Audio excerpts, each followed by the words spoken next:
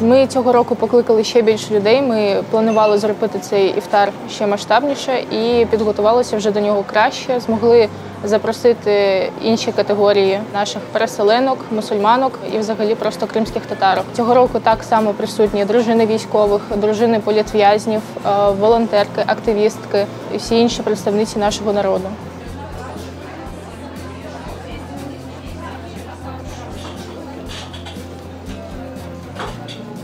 Коли колективно збираємося, це зближає. Не так багато, після початку повномасштабної війни, не так багато ми зустрічаємось з дівчатами разом. І тепер, коли ми зараз зустрілись на іфтар, ми можемо підтримати одну одну, трохи забути, що за вікном війна. І ми трошки відволікаємось і підтримуємо одну одну.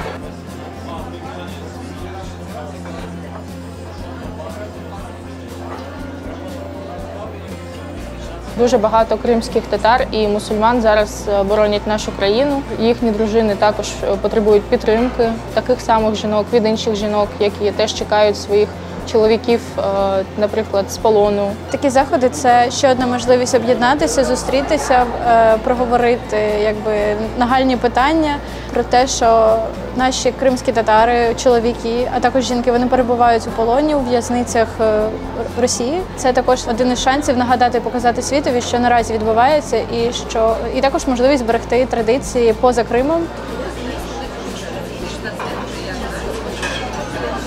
Приємно бути в цій залі, і дійсно це вже кримськотатарський народ останні не одне століття вже проживаємо періоди доволі складні. Під час Другої світової війни наші чоловіки пішли на війну. Під час депортації жінки були розлучені зі своїми чоловіками. Коли ми повертались в Крим, жінки разом з чоловіками будували доми. Тому мені здається, що кримськотатарська жінка, вона дуже сильна насправді. І зараз, коли ми тут, поза межами дому, коли ми не отримуємо цю силу, яку ми отримуємо від рідної землі, ми можемо стати підтримкою один одній в першу чергу. Бо ми пройшли дуже важкий шлях і дуже добре розуміємо одне одну. Ми розуміємо наші болі, розуміємо те, що важливо і пріоритетно для нас.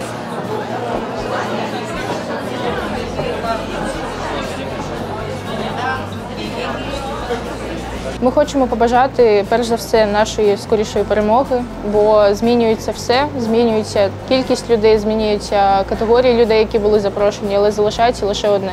Це те, що вже другий рік поспіль цей іфтар проводиться в умовах повномасштабної війни. І бажаємо, щоб цей іфтар став останнім, і наступний іфтар вже проводився у вільному Криму під українським прапором.